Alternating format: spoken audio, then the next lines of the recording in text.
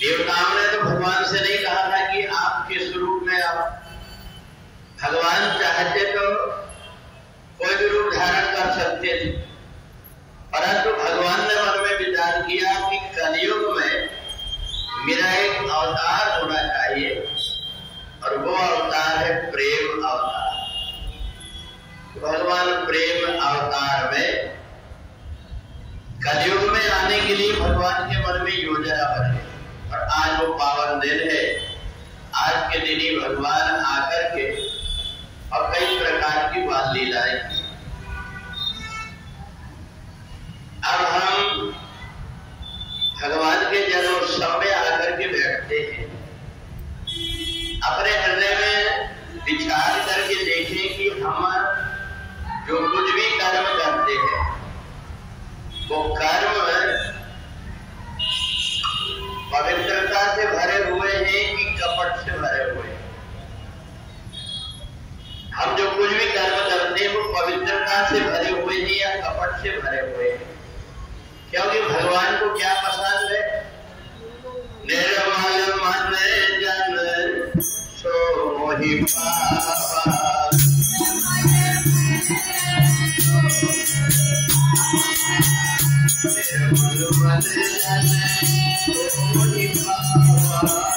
वेद में शास्त्रों में भले कुछ भी लिखा हुआ पर हमारे मन के अंदर कुछ होता है और बाहर कुछ होता है।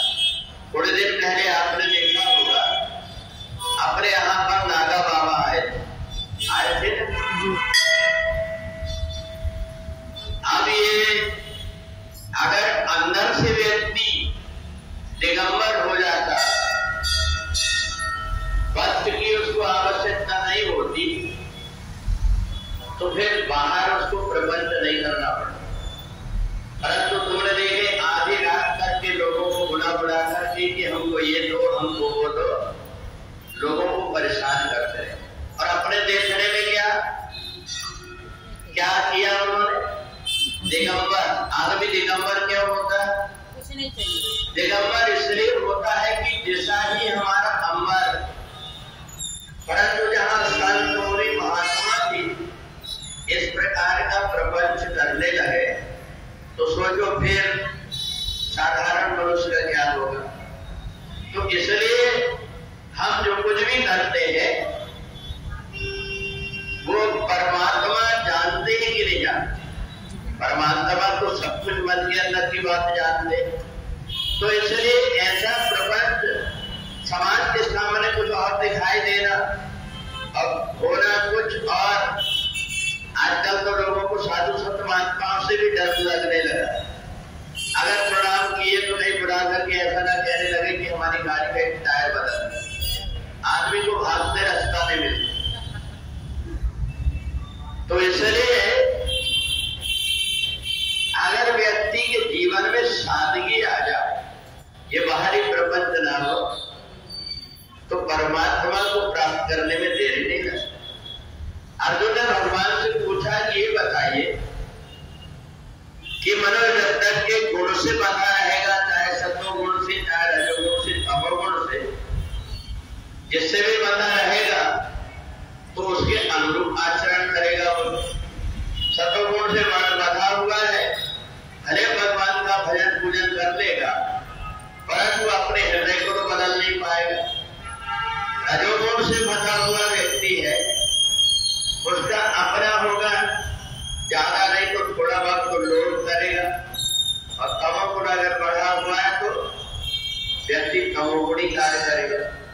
तो ये बताइए कि हमें ये गुणों से अतीत व्यक्ति कब होता है? गुणातीत कब होता है? भगवान ने कहा कि ये जो संसार में जीवात्मा है, इसको माया ने ऐसे जकड़ करके पकड़ी हुई है, जकड़ करके ऐसी पकड़ी हुई है कि वो व्यक्ति उस माया से बच नहीं पाता। अरे एक हमारे यहाँ जब हम यहाँ कोर्ट में जाते थे तो हमारा एक वकील साहब को जरा सी बात जो बहुत गुस्सा। अब उनके साथ में हमारे एक खेत में बहस का केस लगा हुआ। हमने देखे कि महात्मा जी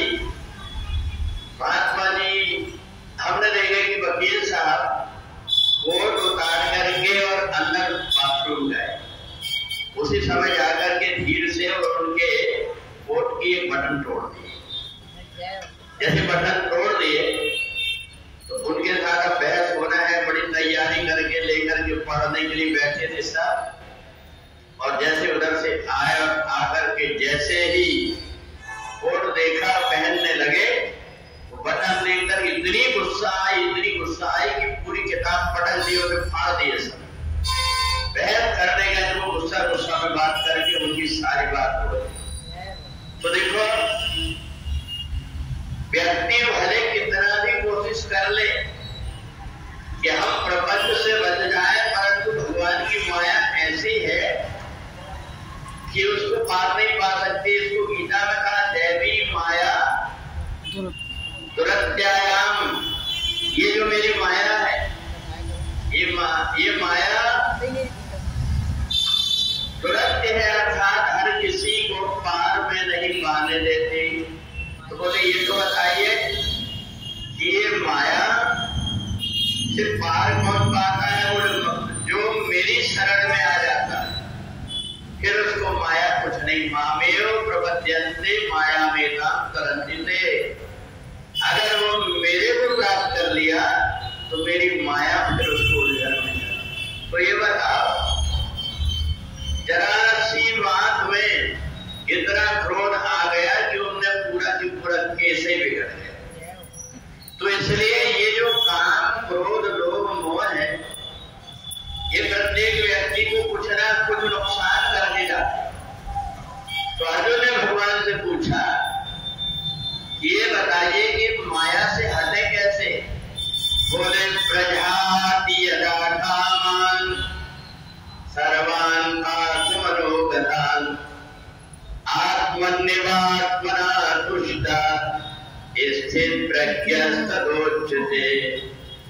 कहा कि जब मन के अंदर की सब प्रकार की कामनाएं दूर हो जाए, कोई भी कामना मन के अंदर ना हो, तो वो व्यक्ति गुणातीत हो जाता है।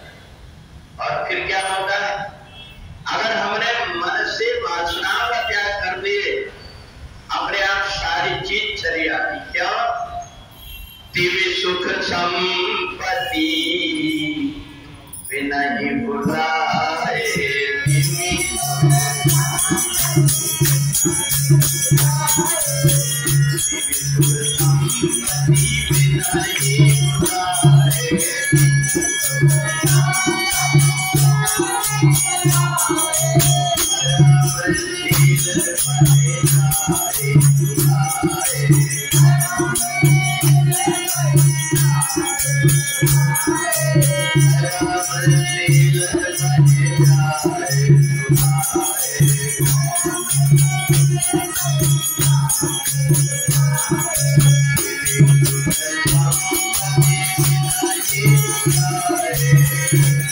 जितने भी प्रकार की अच्छी चीजें हैं, ये धर्मात्मा व्यक्ति के पास अपने आप चली जाती। जैन धर्म में तो ये भी लिखा है कि अगर किसी व्यक्ति के हृदय के अंदर करुणा है, तो यदि उसके सामने तुम जाओगे तो 1 मिनट के अंदर 15 बूंद लाल खून की तुम्हारी सफेद हो जाएगी। माना तुम्हारे मन के अंदर भी करुणा और वात्सल्य का भाव आ जाए। और इसलिए कहते हैं जो जैन तीर्थंकर थे, जैन जो तीर्थंकर है, उनका जो खून का रंग है वो लाल की जगह सफेद हो जाता है। अच्छा, ये लाल खून सफेद होना क्या है? ये करुणा का प्रतीक है। इसका सहज रूप में तुम कैसे समझोगे? ये बताओ कि माँ के अंदर जो खून होता है, जब उसका बेटा पैदा हो जाता है, और बेटा जब पैदा हो करके जब उसको भूख लगती है, तो उसका मन का ऐसा संबंध रहता है कि माँ के आंचल में अपने आप खून सफेद होकर के और दूध बन कर गया है। तो ये अंतःकरण का ऐसा संबंध बनाया हुआ भगवान ने। परंतु हम क्या करते हैं?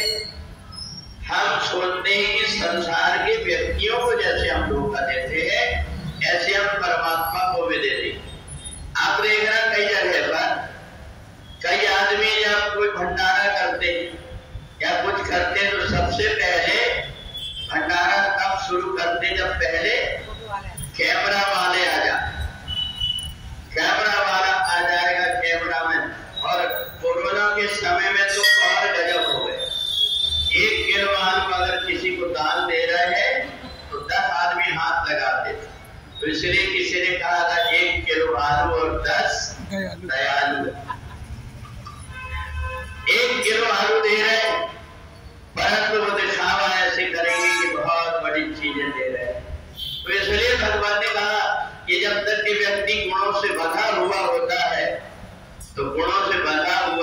व्यक्ति है वो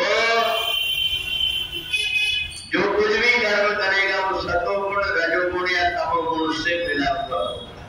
इसलिए सतोगुण और रजोगुण तमोगुण से अगर हटना है उसके लिए क्या करना पड़ेगा?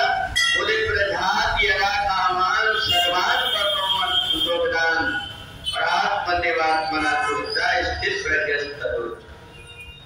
अगर जिस व्यक्ति को कुछ भी नहीं चाहिए, जो व्यक्ति जैन संत है उनको आप करोड़ों रुपए दे दो, क्या काम किया उनके? क्या करेंगे? ना उनको कोई आश्रम बनाना और ना ही उनको कोई धर्मशाला बनवाना, उनको तो नंगे पैर चलना है, जो कुछ भी मिल गया उसी को खाना। तो इसलिए अंदर से जब तक के व्यक्ति की त्याग ना हो जाए तब तक के वो संसार में आकर के भटकते रहे। और एक बात और कि ये जीवात्मा को जन्म से लेकर के मृत्यु तक सुख कब मिलता है? ये बता। पेट में रहता है जब से मृत्यु तक जीवात्मा को सुख कब मिलता है? सबसे ज्यादा सुख कब मिलता होगा? बहू घर आ जाती तब?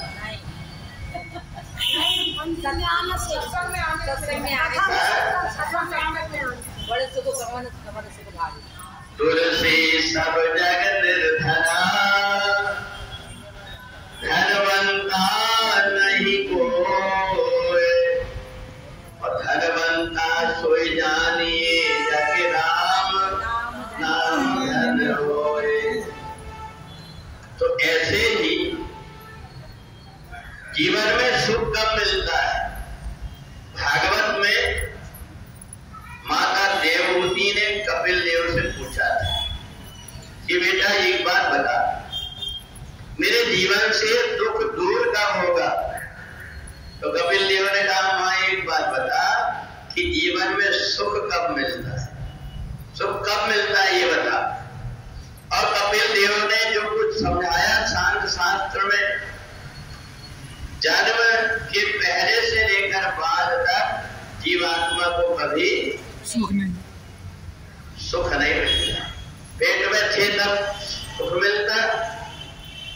जो बच्चा घूमता हुआ कहते हैं ना, जब हम कोई तला भुजा और कोई मिर्च वाला खाना खा ले तो तड़पता है, वो इधर उधर भागता है, पर जाए कहाँ, जेल से झिल्ली से बता होता है।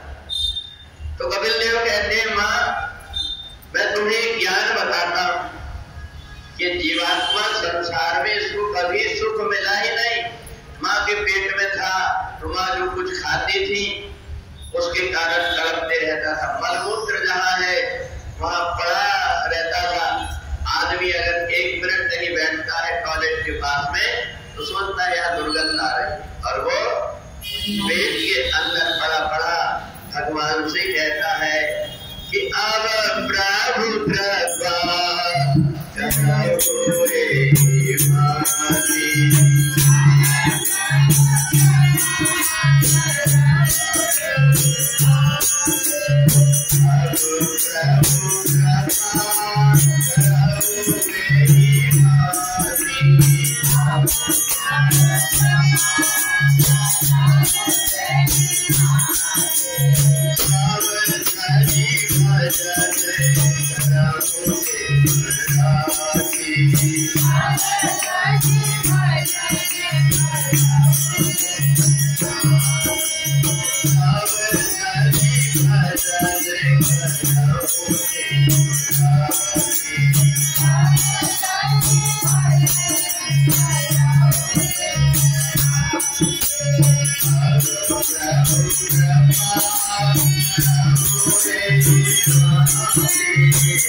जीवात्मा जब माँ के पेट में पड़ा होता है तो वहाँ भगवान से प्रार्थना करता है कि नरक से मेरे को बाहर निकालो, मैं रात दिन आपका भजन करूंगा। तो कहने का मतलब है कि जीवात्मा को पेट में भी सुख नहीं मिला, और जब जन्म लेकर के आता है तो वो बोल भी नहीं पाता, और जब बोल नहीं पाता तो मच्छर काट रहे हैं कि भूख लगी है ये भी नहीं बोल पाता। तो बचपन में भी ऐसे ही गया, और जैसे थोड़ा बहुत बड़ा हुआ तो तुरंत उसको नर्सरी में लेकर के भर्ती कर दी। थोड़े दिन के बाद जितना बेटे का वजन नहीं उतना उसका बैग हो गया। वो बेचारा रोता है कि नहीं जाता, उसको चॉकलेट देते हैं, कहीं कुछ देते हैं और चॉकलेट देकर के उसको कहते हैं कि तू चले जा। धीरे धीरे जब वो बड़ा होता है, बड़ा होकर के जब शादी होती है उसकी, तो शादी में एक नियम होता है, उसको कहते मांग भराई। किसी ने महात्मा से पूछा कि बता ये पति पत्नी की मांग क्यों भरता है? बोले इसलिए भरता है कि आज से तुम जो कुछ मांगोगी मैं दूंगा, मैं वचन दे रहा। और इसलिए जब कभी भी आदमी घर से निकलता है तो तुरंत उसके पीछे लगते जा रहे कि बाजार जा रहे, हाँ वहां से 1 किलो आलू ले आना, सुनो जरा मेरा एक कपड़ा फट गया उसको सिलवा देना। माने बेचारा सब कुछ, शादी हुई तो भी उसको चैन नहीं। और जब थोड़ा बड़ा हुआ तो लड़के बच्चे हो गए, अगर कहीं से कोई प्रसाद मिला तो इधर उधर ढूंढता है, कोई प्लास्टिक मिल जाती, कोई कागज मिल जाता, क्यों? बच्चे को ले जाकर के खुद से भी गया, खुद का भी खाना पीना। और जब थोड़ा बड़ा हुआ, बेटा बेटी बड़े हो गए तो कहना बेटा ऐसे कपड़े मत पहनो कि चुप रहो, तुम्हारा जमाना गया, सटे गए तुम। अब वो बैठे बैठे बेचारा परेशान, अगर बोलता भी है तो उसको बहू डांट देती, बेटा डांट देता है, पत्नी डांट देती है। अब उसका जीवन क्या है? तो पूरे जन्म के पहले से लेकर के मरते तक, और मरते समय तो और ऐसा हो जाता है, अच्छा सुंदर शरीर भी बुढ़ापे में जरा देखना कैसे गाल बैठ जाते, दांत नहीं होते, कान में सुना नहीं जाता, नीचे बैठते नहीं बनता, पूरे हाथ और पैर में दर्द है, पसली में दर्द हो रहा तो गोलियां खा करके बैठे। क्या करें? और रोज गोली नहीं खाते, जब ज्यादा ही हो जाता तो माने ज्यादा भी दर्द होता है, नींद नहीं आती, परेशान होता है। रात में जब सोता है तो उसको भयंकर बड़े बड़े दांत वाले राक्षस दिखते हैं, समझ जाता है कि अब मेरे जाने का समय आने वाला है। तो ये तो बताओ कि जिंदगी में सुख कब मिलता है? सुख जीवन में जीवात्मा को जन्म से लेकर के मरण तक नहीं मिल पाता। इसलिए सर्वधर्मान परित्यज्य मामेकं शरणं व्रज अहं त्वा सर्वपापेभ्यो मोक्षयिष्यामि मा शुचः।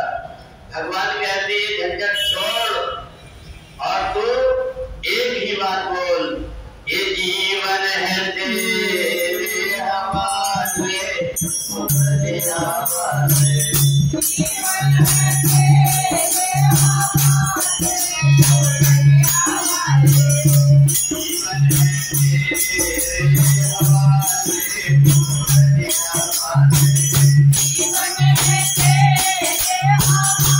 हवाले, तेरे हवाले, जीवन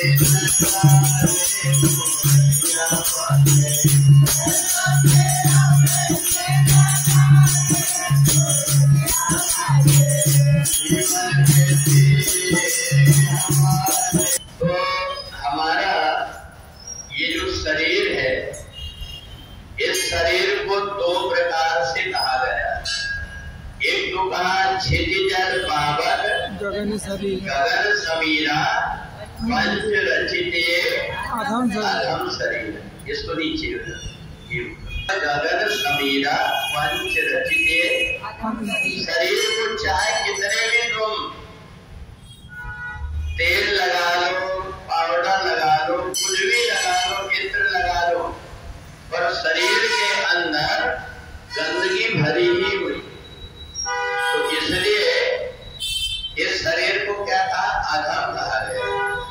पर संतों ने कहा कि नहीं, ये शरीर अधम उन लोगों का है जो व्यक्ति शरीर को प्राप्त करके परमात्मा की भक्ति नहीं। ये क्या है? बोले साधन धाम मोक्ष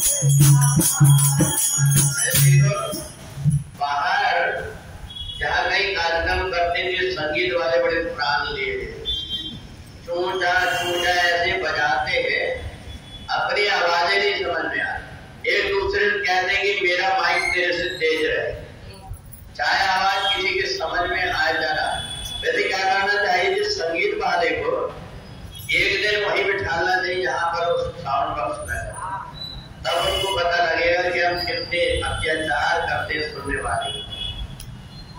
पर यहाँ अपन जो भगवान के सामने बैठ करके जो सत्संग करते हैं वो इसलिए भी अच्छा लगता है कि कहानी सुनाई बहुविधि सब।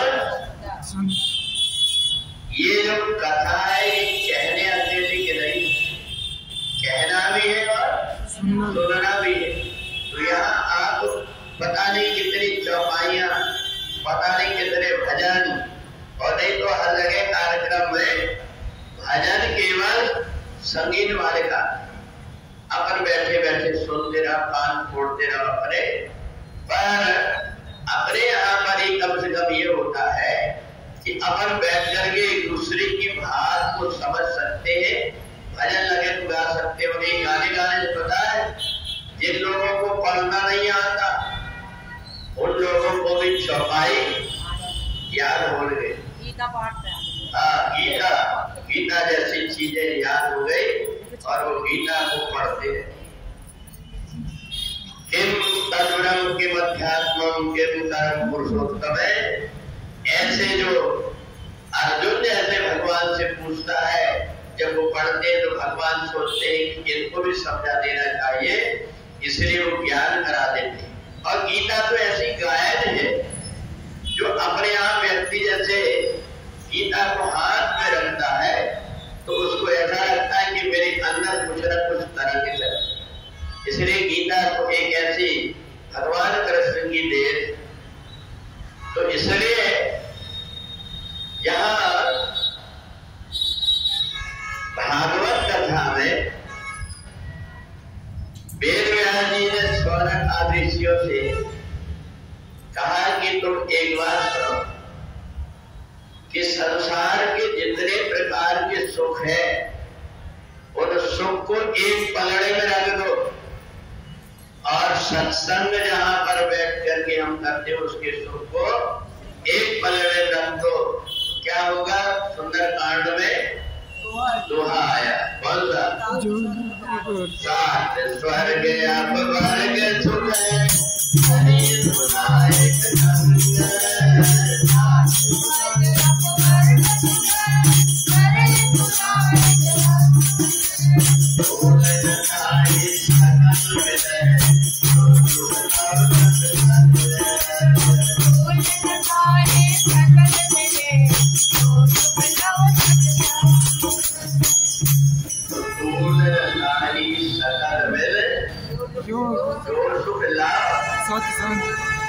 लाभ कहते सेकंड से भी जो आधा होता है उतने मात्र से हम लोग बैठ करके घंटा 2 घंटा जो सत्संग करती गई सुनाई बहुविध सब बनता। बोले संत लोग सुनते भी हैं और कहते भी। अब ऐसे कहते तो आपस में कई लोग है भी, जैसे कहीं कथा हो रही हो तो व्यक्ति अगर दूर बैठा रहता आपस में बैठ करके एक दूसरे से बात चलते रहती है, इधर कथा चलते हैं। ऐसा भी कहना सुनना होता है, परंतु तुम लोग कम से कम इतना तो है कि कथा की चौपाइयां और कथा बोलते हैं। तो इसलिए तो यहाँ भागवत कथा में भगवान ने अपना कपिल अवतार लेकर के सांख्य योग का वर्णन किया। इधर सुखदेव जी राजा परीक्षित से कहते राजा परमात्मा की भक्ति करने के लिए ये मत देखो कि घर में बेटा की शादी हो जाएगी, बहू आ जाएगी तब भजन करेंगे। भजन कब करना चाहिए? थोड़ी जब समय मिल जाए। भजन कर मस्त जवानी में बुढ़ापा किसने देखा है।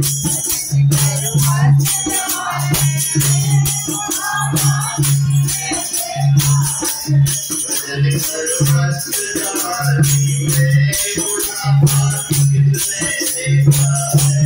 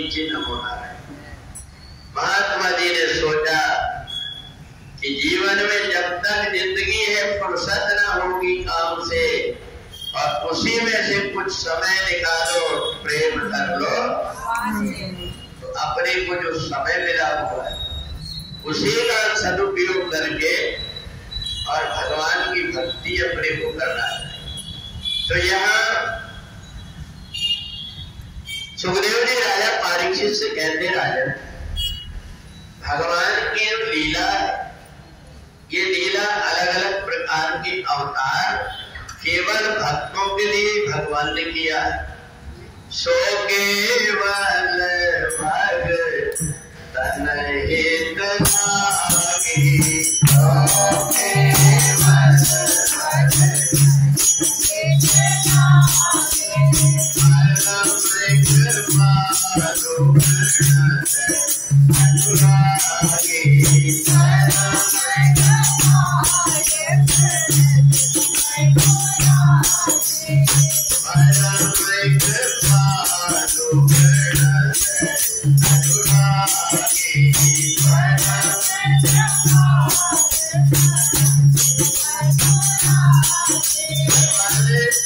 अवतार लेकर के भी इसलिए आते कि शायद मेरी लीला देख करके, मेरा रूप देख करके, मेरा नाम जप करके कम से कम और इनका उद्धार हो जाए।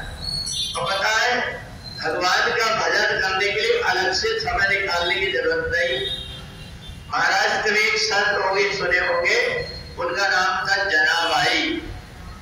जनाबाई घर का काम करती थी और काम करते करते और भगवान का ध्यान करते थे। विठ्ठल विठ्ठल विठ्ठला पांडुरंग विठ्ठला,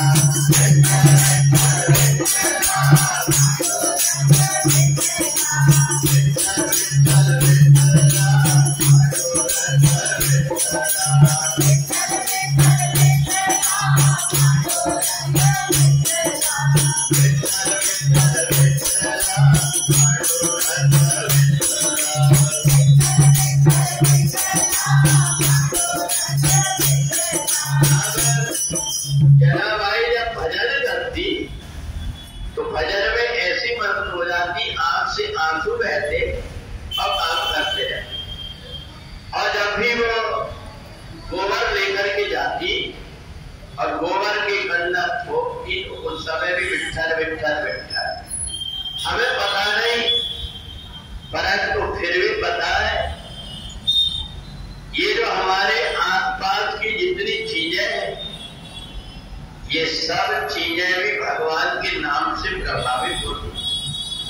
किसी पेड़ के पास में बैठ करके आप भगवान का भजन करो, जिस दिन आप उस पेड़ के नीचे नहीं जाओगे तो पेड़ तुम्हारी रास्ता देखता है कि आज भजन क्यों नहीं करता। तो जनाबाई ऐसी भक्ति में मस्त हो गई कि वो जब कंडा ठोके तो भी विठ्ठल विठ्ठल विठ्ठल बोले, आंख से आंसू बहते जाए। विठ्ठल अब मेरी इतनी उम्र होगी, तेरी अब दर्शन कब होंगे। और इधर विठ्ठल भगवान रात में जाकर के और जनाबाई से आपस में बातचीत कर रहे। अब तो बड़ी प्रसन्न हो गई। एक दिन जनाबाई ने देखा कि मालकिन मेरे से कह रही कि तू ये कंडे को मेरी चोरी से ले जाकर के बेच दे। बोले नहीं, मैं बेचती नहीं। कहा नहीं, इतने कंडे रोज बनाती, पर कंडा गए कहां। अब जनाबाई ने भी सोचा, कह तो मालकिन ठीक रही है कि कंडा कहां गए। बोले जैसे गई तो जाकर के देखी कि बगल अपने घर में 8-10 गाय और इतने से कंडा, और बगल वाले क्या एक ही गाय और कंडे के ढेर। जनाबाई ने कहा कि हाँ ये चोरी करके ले जा। उनने जैसे देखी जा करके तो जैसे कंडों ने देखे तो कंडे से विठ्ठल विठ्ठल की आवाज। जनाबाई निकाल करके अलग करके रखने ढेर लगा दी। उतने में वो आई, कहा मेरे कंडे क्यों ले जा रहे। बोले कंडे मेरे। अब उसी समय पर कहीं किसी ने, जहां तक चर्चा चल रही थी कि जनाबाई बड़ी भक्त है, वो विठ्ठल की बड़ी सेवा करती, तो उनसे मिलने के लिए एक संत आ रहे थे। संत ने जैसे देखा ये जनाबाई को तो संत कहते हैं, ये तो लड़ाई कर रही है। काय के लिए लड़ रही है? कंडे के लिए। तो महात्मा जी ने कहा, अरे राम राम, मेरे को किसी ने झूठ बता दिया, ये तो कंडे के लिए लड़ रही है। ये कहां से संत हो सकते हैं। वो लौट करके चले। जनाबाई जब बुलाई, महात्मा जी प्रणाम, आप तो मेरे से मिलने आए। जनाबाई की बात सुन करके महात्मा जी बड़े हैरत में पड़े। तो तुम्हें कैसे पता जना भाई? बोले मैं जानती हूँ तुम मेरे से मिलने आए, पर मैं कंधा के लिए विवाद कर रही, इसलिए तुम वापस जा रहे। बोले जना भाई एक बात बता, तू जब इतनी सब कुछ जानती है तो ये करने के लिए लड़ क्यों रही? बोले मेरी मालकिन मेरे को बोल रही है कि कंधा कहाँ गए, इसलिए मेरे को दिखाई कि कंधा इन्हीं की बहन है, इनने ले जाकर के रखा। अब मालकिन ने देखी कि ये तो मेरी बहन के ही यहाँ पे। अब इधर जैसे ही महात्मा जी को आश्चर्य लगा था, ये बता इतने सारे कंडे में तुम अपने कंडे को कैसे पहचान? बोले मैं कंडा नहीं तोड़ती, मैं तो विठ्ठल की पूजा करती। बोले कैसे? बोले मैं जब कंडा बनाती हूँ तो मेरे कंडे भी बोलते हैं और मैं भी बोलती हूँ। बोले जना भाई तुम झूठ बोल रही, कंडा कैसे बोलेंगे? बोले मेरे जितने कंडे उनसे आवाज लगा करके देख लो।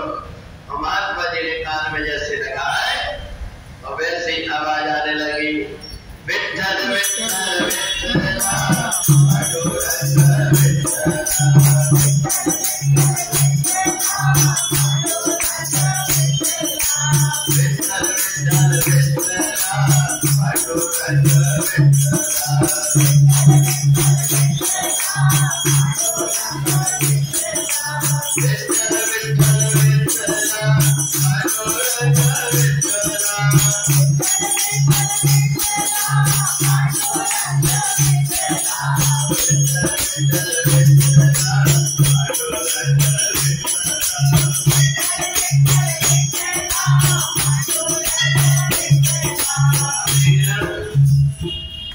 परमात्मा को भी अपने भक्तों से मिलने की बहुत आतुरता रहती।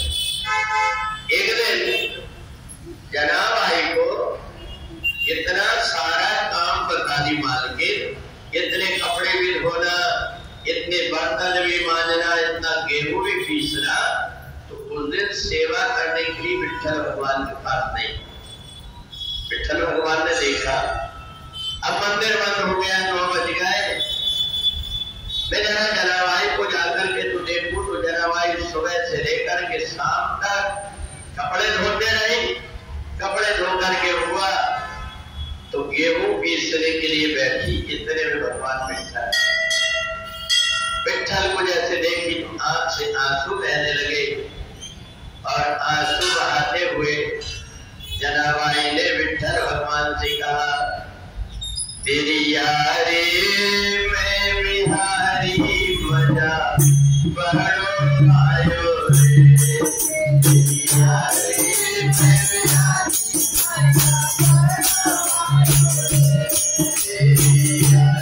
में बिहारी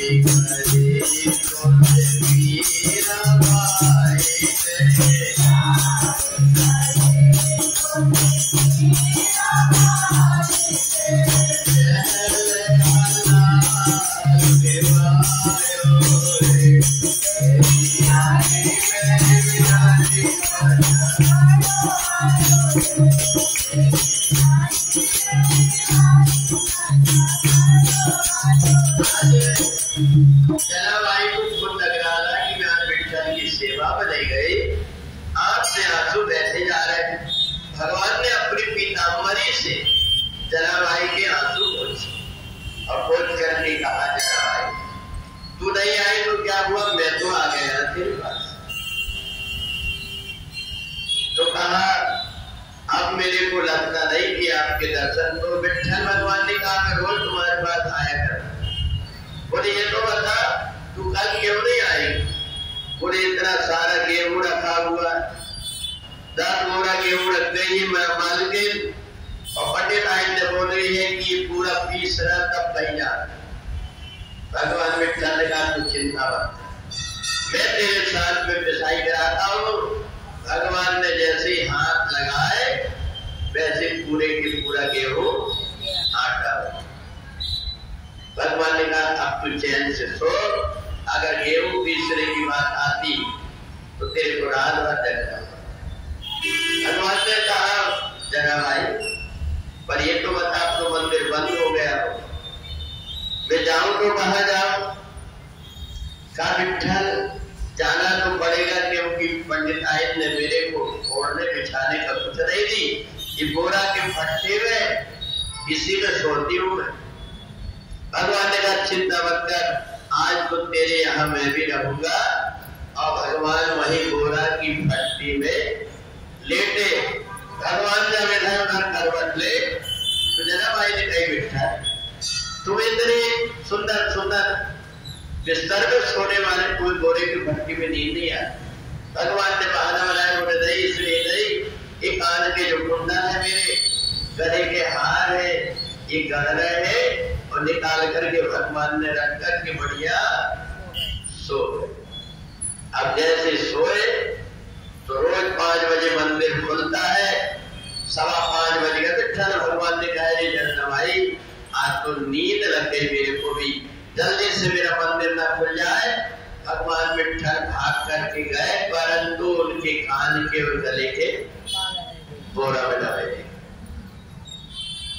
वहां जब पहुंचे तो जनाबाई ने सोची कि मेरा काम सब विठ्ठल करा गए, इसलिए मैं भी चलती हूँ और चल करके मैं सेवा करके आ जाती हूँ। झाड़ू लेकर के झाड़ू लगाई, पोछा लगा दी मंदिर का, और पोछा लगा करके जैसे ही आए तो पोछा लगा करके जैसे आए उतने में पंडित जी आए। पंडित जी ने जैसे ही भगवान का श्रृंगार करने लगे तो देखा कि उनके कान के भी नहीं और गले का भी नहीं। कहा जनाबाई ये बता ये विठ्ठल के कान के और गले के गए काम बता, तेरे को हीरे के हार है उनका।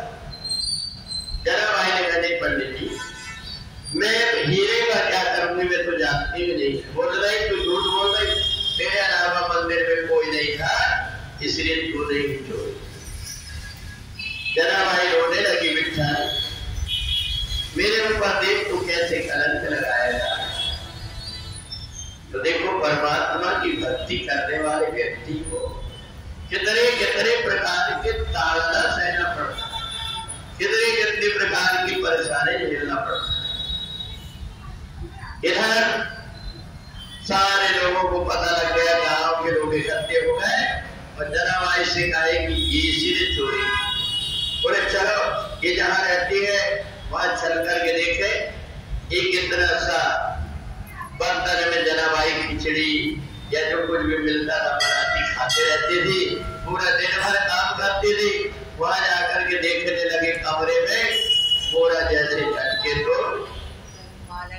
माला भी निकल गई और कान की कुंडल। पंडित जी ने कहा देखे मैं कह ही रहा था, मेरे को शंका थी कि जनाबाई ने छोड़ी। आज बेचारी जनाबाई को दोष लगा दिए। सारे गांव के लोगों ने कहा इसको बीच चौगान में लेकर के उल्टा लटका करके इसको काला होकर ले चले बांध करके।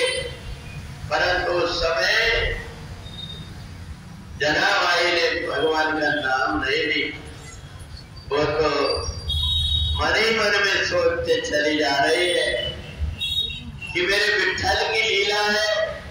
वो जो कुछ भी करने के लिए कहेंगे चल दिए देखे दम ये न सोचे कि हम इस जहां में अकेले कहाँ जाए।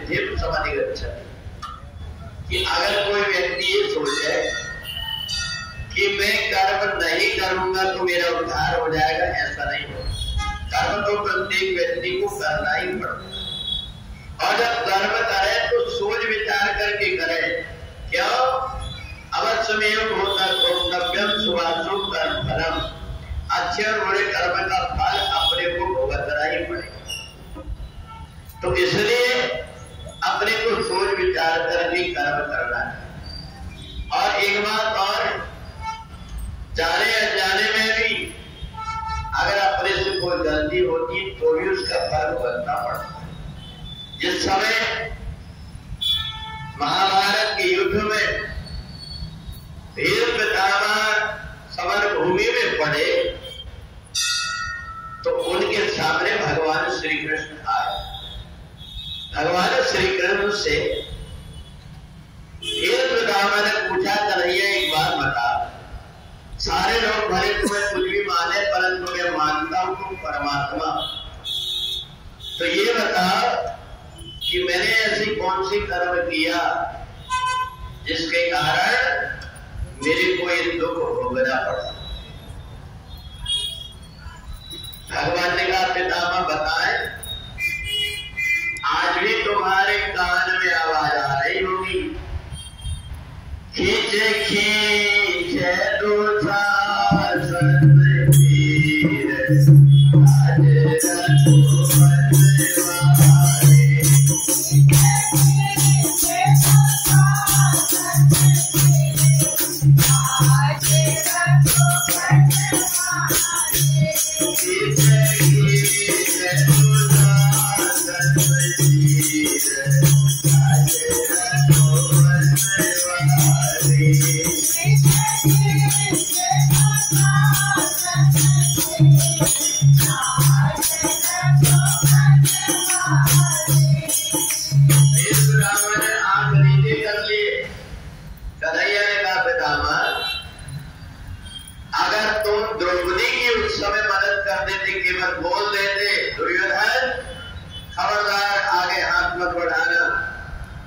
दुर्योधन की हिम्मत नहीं।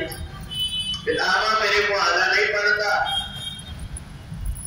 क्योंकि तुम्हारे अंदर इतना बल है, तुम्हारे आगे कौरव और पांडव दोनों में थे।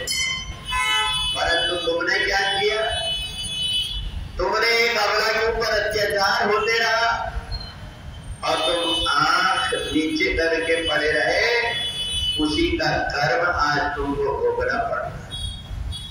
उसके शरीर में जितनी वेदना हुई, जितना उसको दुख हुआ, एक दिल रखने की भी जगह नहीं है तुम्हारे शरीर में, इतनी बाण छिड़ी हुई। इसलिए कि यहां तुमने जो कुछ कर्म किए थे उसका फल तुरंत तुमको मिलेगा। इधर अगर हम देखें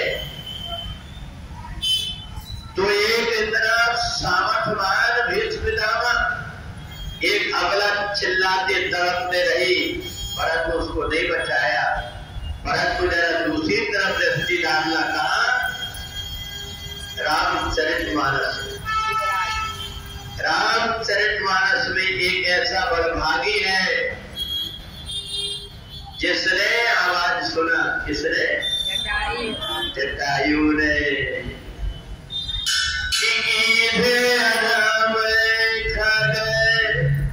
आमिष भोगी गति जो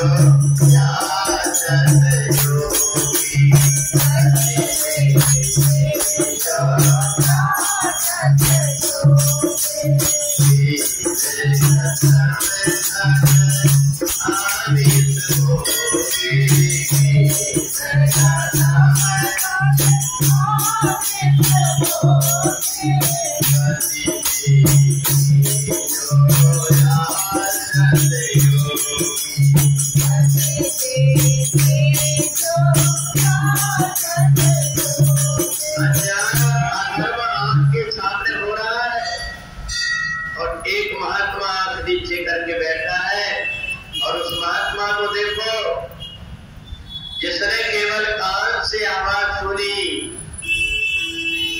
क्या सुनी? गिरिराज सुनी आरत वाणी,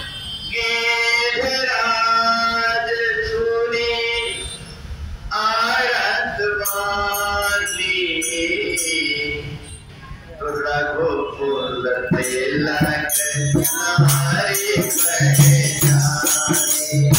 रघुकुल तिलक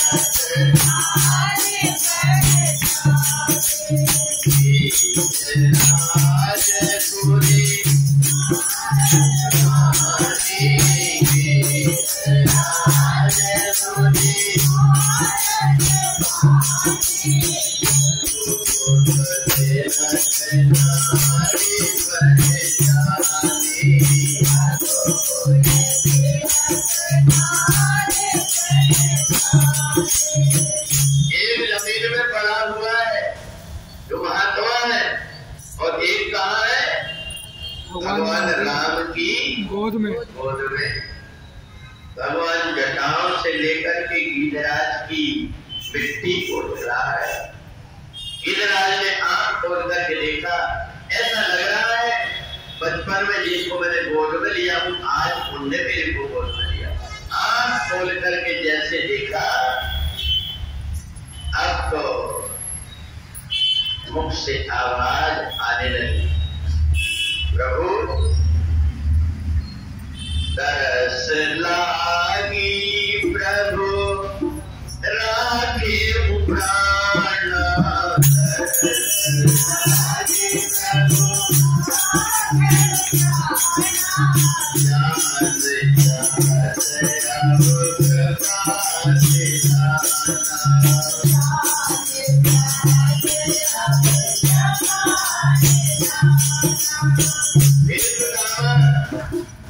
आप नीचे करके सारा दृश्य देख रहे हैं कि आज मेरी करनी के कारण मैं नीचे पड़ा हुआ और आज मेरे परमात्मा ने एक गीत को अपनी जटा से झाड़ करके और उससे क्या बोल रहा है भगवान, राम का तन राखे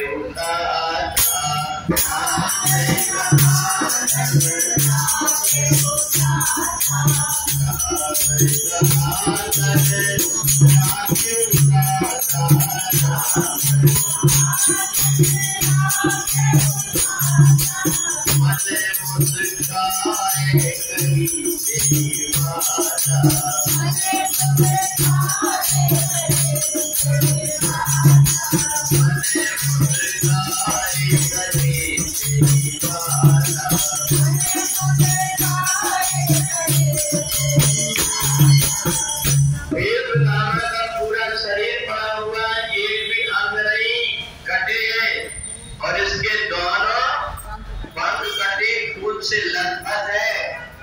और मुस्कुराया राम जी को देख करके और फिर कहा कि राघव एक बात तो बताइए कि आप कहते हैं कि तन राखो, तो मेरी भी तो जिंदा रहने की इच्छा है, परंतु तुम्हें एक वचन देना पड़ेगा।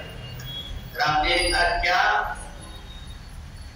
बोले तुम्हें ये वचन देना पड़ेगा कि जब प्राण निकलेंगे तो ऐसे ही गोद में मेरे प्राण निकलेंगे। राम जी ने नीचे सिर कर दिया और भगवान राम की आंख में आंसू आ गए। जल भर नयन कहीं प्रभु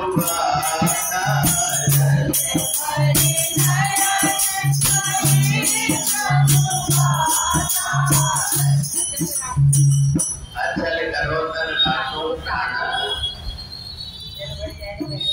नहीं जल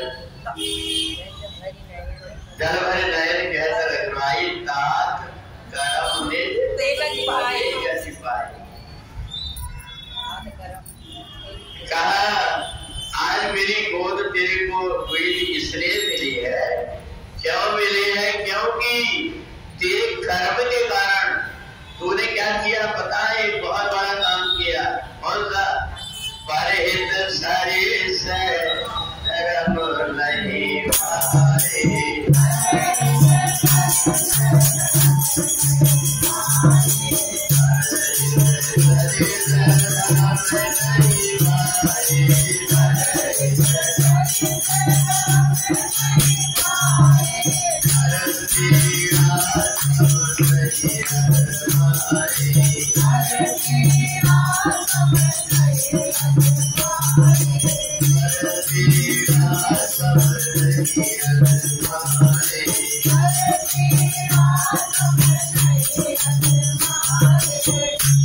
भगवान ने कहा तुम भले जानकी को नहीं बचा पाए पर तुमने अपने प्राणों की बाजी लगा दिए परोपकार करने के लिए, इसलिए आज तुमको मेरी गोद मिली हुई है।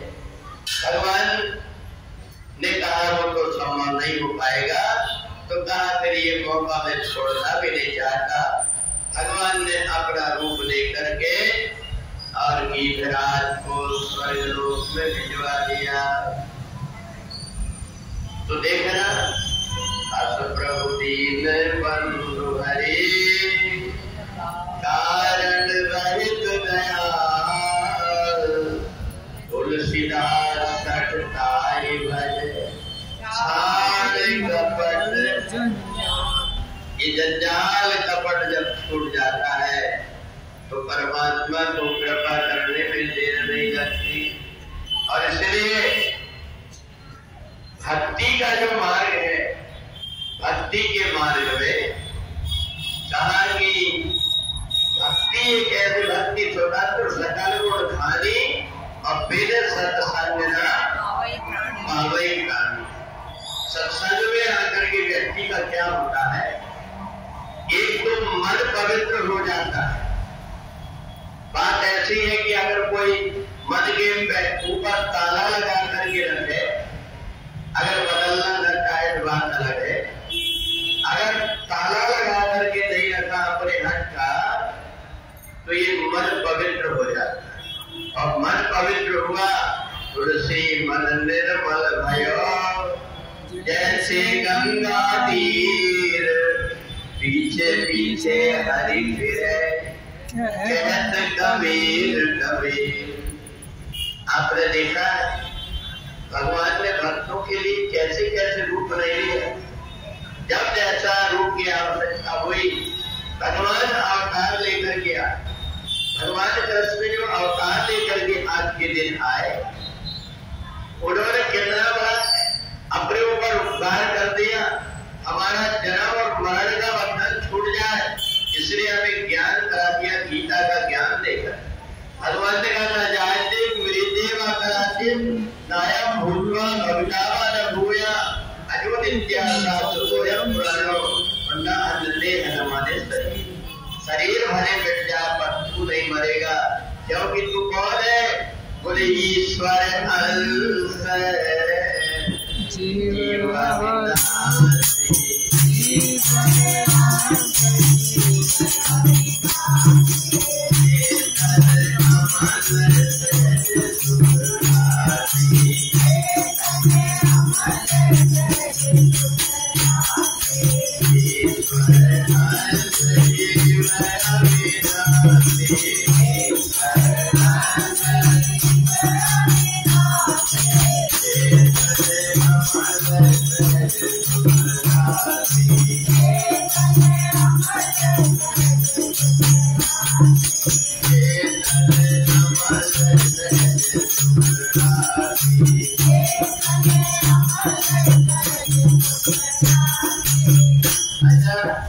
तुम्हारे मन के अंदर ऐसी इच्छा नहीं होती कि भगवान एक बार साक्षात हमारे सामने आते और हम परमात्मा के दर्शन करते या हमें परमात्मा की सेवा करने का मौका मिलता।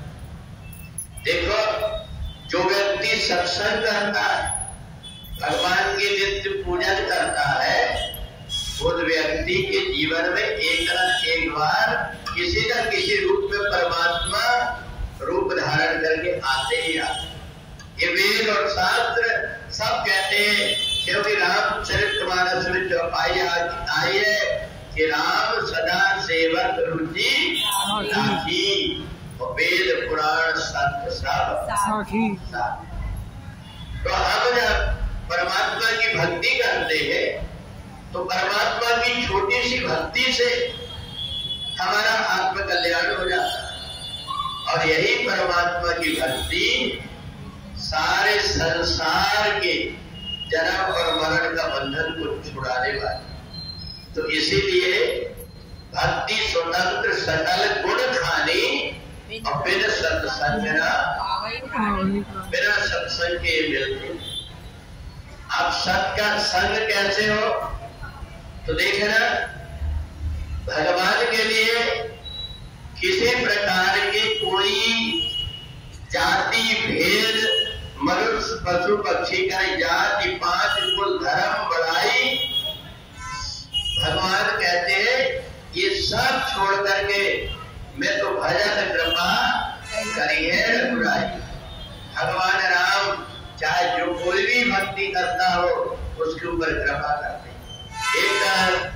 एक जाट की बेटी थी, बहुत जिद में पड़ गई।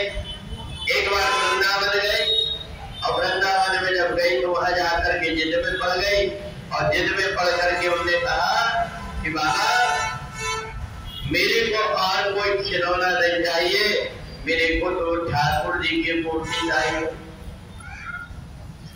ठाकुर जी को तुम ले जा तो रही, पर ठाकुर जी की सेवा कौन करेगा? कहा बाबा मैं छोटी हूँ ना, मेरे लिए भोजन बनाते नहीं बनता, पर मैं ठाकुर जी को स्नान करा दूंगी, वस्त्र बदल दूंगी। माता जी ने कहा कि भोग मैं लगा।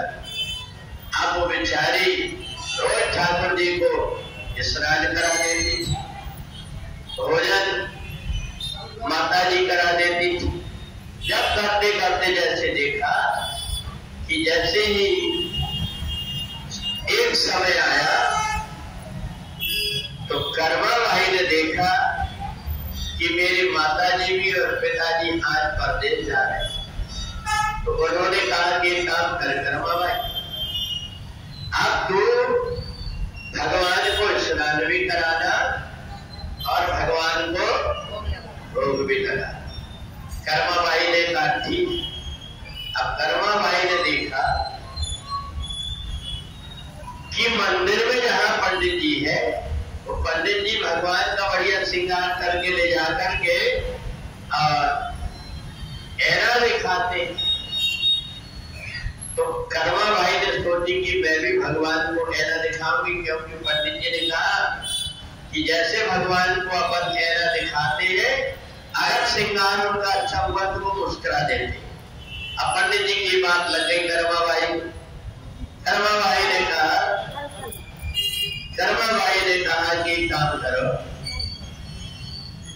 कल हम लोग गणेशोत्सव मनाते, आज नहीं है कल है। तो इस संसार की गतिविधियों पर नहीं अधिकार किसी का है, जिसको हम परमात्मा कहते ये सब खेल उसी का है। जिसको हम परमात्मा कहते ये सब खेल उसी का है। जिसको हम परमात्मा कहते ये सब खेल उसी का है। जिसको हम परमात्मा कहते ये सब खेल उसी का है। इस संसार की गतिविधियों में नहीं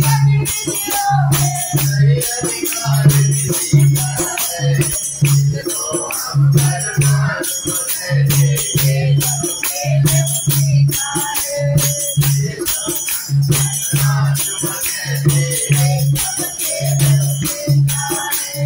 जिसको हम परमात्मा कहते ये सब खेल उसी का है। जिसको हम परमात्मा कहते ये सब खेल उसी का है।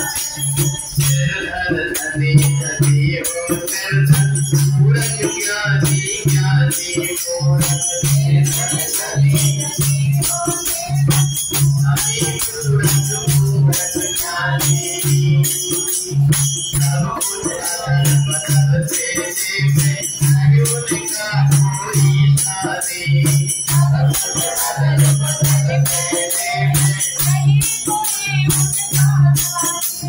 समझदार भी समझ न पाए, समझदार भी समझ न पाए, ऐसा उसका तरीका है। जिसको हम परमात्मा कहते ये सब खेल उसी का है। जिसको हम परमात्मा कहते ये सब खेल उसी का है। कर्मा भाई ने कहा कि मैं श्रृंगार तो बढ़िया करती हूँ, नहीं आता, परंतु एरा दिखाती नहीं, इसलिए मेरे से गलती हुई। तो जैसे ही उन्होंने बढ़िया से स्नान कराया, स्नान करा करके और वैसे ही एरा ले जा करके जैसे दिखाई, तो उसको कन्हैया जी काहे को मुस्कुराने वाले, कहा इनको श्रृंगार पसंद नहीं आया। कर्मा भाई ने फिर से लेकर के एरा रख दी, कपड़े उतारी, फिर से डुबाए, डुबा करके फिर से पोत करके फिर से श्रृंगार करी, फिर एरा दिखाई। कन्हैया फिर भी नहीं मुस्कुराए। कन्हैया को नहीं मुस्कुराते देख करके फिर उनने कपड़े उतारी और डुबाई। कन्हैया ने सोची कि 5:30 तो वैसे ही बज गए, इसलिए अगर जब मैं मुस्कुराऊंगा नहीं कोई मेरे को डुबाते रहेगी। तो जैसे श्रृंगार करके और ऐरा दिखाई तो कन्हैया मुस्कुरा दी। कन्हैया जैसे मुस्कुराए, अब तो कर्माबाई बड़ी प्रसन्न हो गई।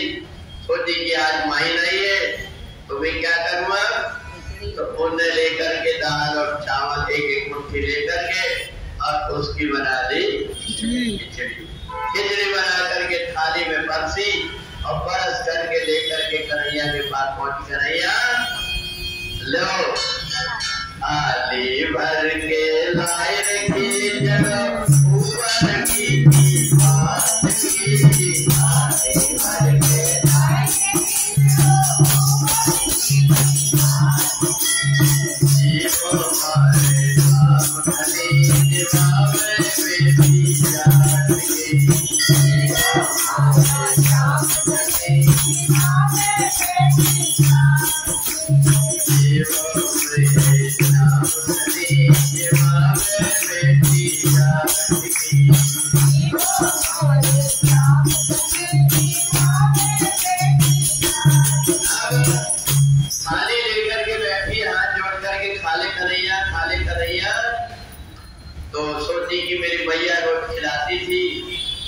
इसलिए नहीं खा रहे, रूठे होंगे।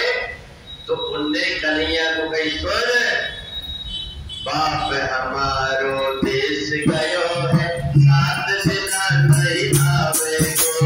बाप हमारो देश गयो है, 7 दिन नहीं आवेगो। उनके भरोसे बैठे रहे तो वो ही मर जावेगो। उनके भरोसे बैठे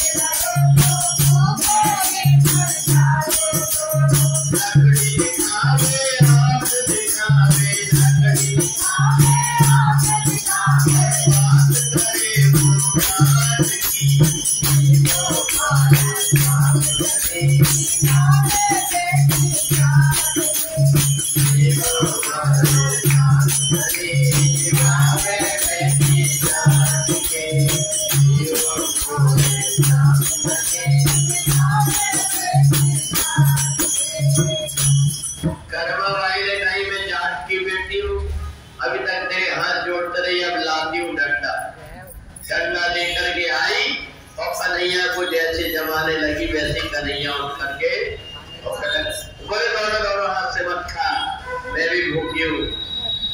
कन्हैया एक हाथ से ऐसे खुद खाए और एक और कर्माबाई को खिलाए। तो इसलिए एक बात तो कहना पड़ेगा ना, भगत के बस में है भगवान,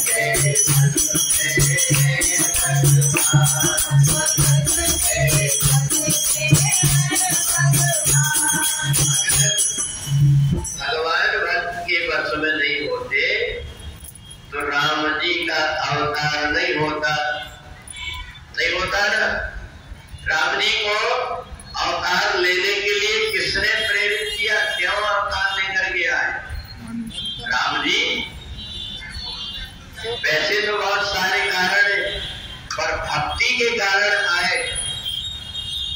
जय और विजय का कारण भक्ति का नहीं, जालंधर का कारण भी भक्ति का नहीं है, नारद का कारण भी भक्ति का नहीं, बल्कि श्राप, नारद श्राप दी एक बार। और प्रताप भानु का भी कारण भक्ति करे। भक्ति का कारण किसका है? स्वयं मनो अनुसतरूपा।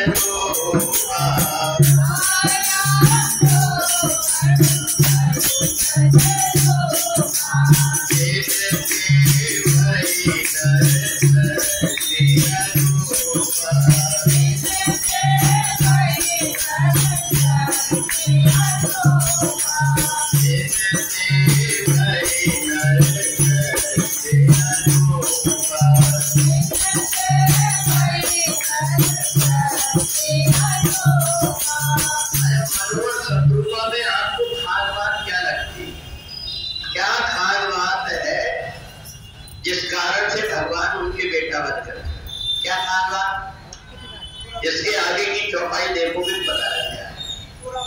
दंपति धर्म आचरण का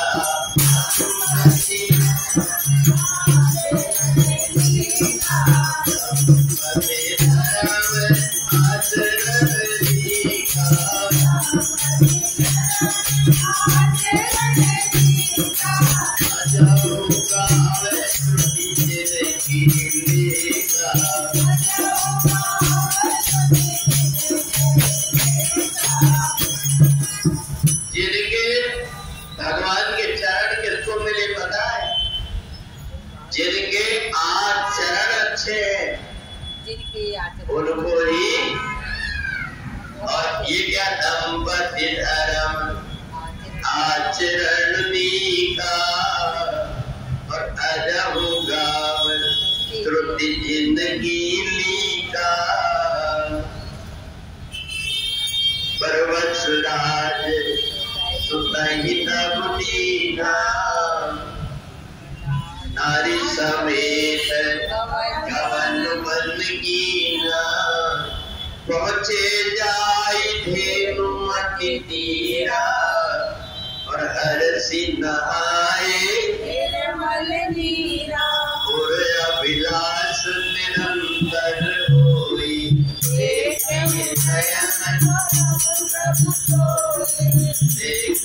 अच्छा ये बताओ, जितने लोग भी यहाँ जहाँ जैसे अभी प्रदीप मिश्राजी की जो कथा चल रही है, उन्हें 7 दिन में कि भगवान कैसे में मिलेंगे ये बताए। अपनी इच्छा बेलपत्ती को आधी काट करके इधर अलग कर दो और आधी इधर कर दो, बीच वाला भाग पिंडी बना करके चढ़ाओ तो कहते जिनके पुत्र नहीं उनको पुत्र। पर ये बताओ कि भगवान मिलेंगे ऐसा कोई ये बताए कि परमात्मा मिलेंगे ऐसा सुनने के लिए नहीं। कोई व्यक्ति सुनने के लिए जाता है हमारे बेटा बेटियों की नौकरी कैसे है, शादी कैसे होगी, बहू हमारा कहना कैसे मानेगी। अगर ऐसे टोटका बताए तो टोटका बताने से फिर व्यक्ति के काम की बात है। पर वेद व्यास जी ने कहा हमें तुम्हारे काम से तुम्हारी एक जरूरत नहीं, तुम माता हम तो परमात्मा के ही तुमको चरित्र सुनाए। और वेद व्यास जी ने कथा में अपनी भगवान के चरित्र को सुनाया।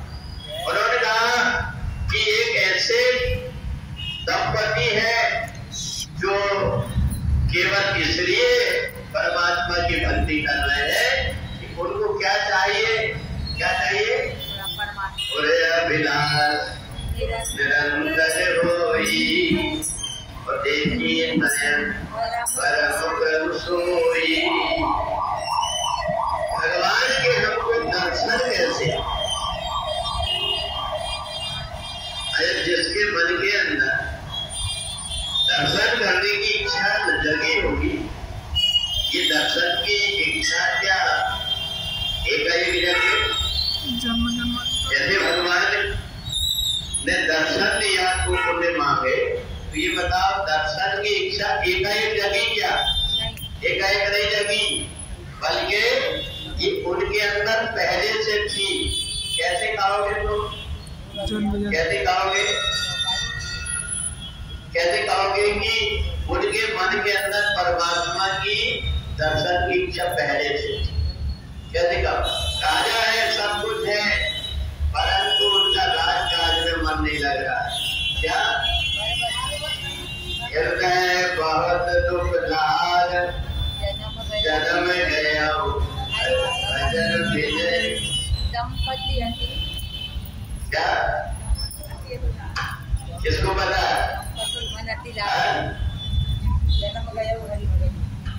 कोई न विषय विराग, कोई न विषय विराग, जन्म गया हरि भजन विजय। हृदय बहुत दुख लाग, जन्म गया वो हरि भजन विजय। कोई न विषय विराग, भवन बसत चौथपन। हृदय बहुत दुख लाग, जन्म गयो हरि भजन। तो मनोहर शत्रुपा के अंदर पहले से ही इच्छा रही, इसी उद्देश्य को लेकर के पूजन किए। और भगवान आए तो भगवान को देख करके देखे नहीं, उन्होंने अपनी मन की बात कह दिया। हमें और कुछ नहीं चाहिए, दर्शन करने की इच्छा थी, तो इसलिए तो भगवान ने कहा तुमने अपनी इच्छा तो पूरी कर ली, अब मेरी भी इच्छा पूरी कर लो। क्या? कि मैं भक्तों के माध्यम से ही अपनी इच्छा को पूर्ति करता हूँ। तो मनोहर शत्रुपा ने पूछे होंगे कि आप क्या चाहते हैं? बोले जैसे तुम मनुष्य बने हो ऐसे मैं मनुष्य बन करके, और मैं मनुष्य बन करके और तुम्हारे यहाँ आना चाहता हूँ। तो इसलिए मनुष्य बन करके आने के लिए भगवान की खुद की इच्छा हुई, तब जा करके और मनु और शत्रुपा ने वरदान मांगे। क्या?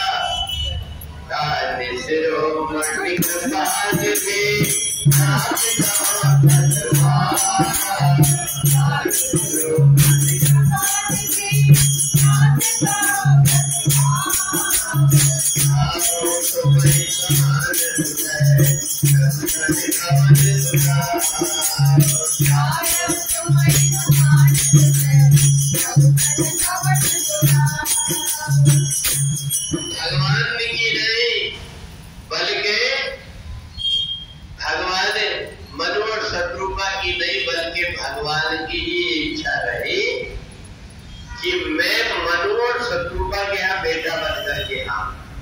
और इसलिए माता शत्रुपा बड़ी समझदार, उन्हें भगवान ने कहा बेटा बन करके आ रहे, हमने सुना है कि तुम्हारी माया बड़ी प्रबल है, इसलिए हमें एक वचन लेकर के जाओ। क्या? सोए सुख सोई गति सोई भारती, सोई विचार सदे, सोए विवेक सोई जयति प्रभु, हरि कृपा दे। सोए सुख सोई गति सोई भारती, सोई विचार सदे, सोए विवेक सोई जयति प्रभु। अब बहुत दिनों तक स्वर्ग में रह करके राजा दशरथ और कौशल्या के रूप में अवतरित हुए, और उन्हीं के यहाँ पर चैत्र मास के शुक्ल पक्ष की नवमी के दिन दोपहर में भगवान राम का बड़ा करते। तो देखो राम जी आए कब? दोपहर के 12 बजे, और कृष्ण जी आए क्यों आए पता है? भगवान कहते दिन में भी मेरे को मत भूलो और रात में भी मेरे को मत भूलो।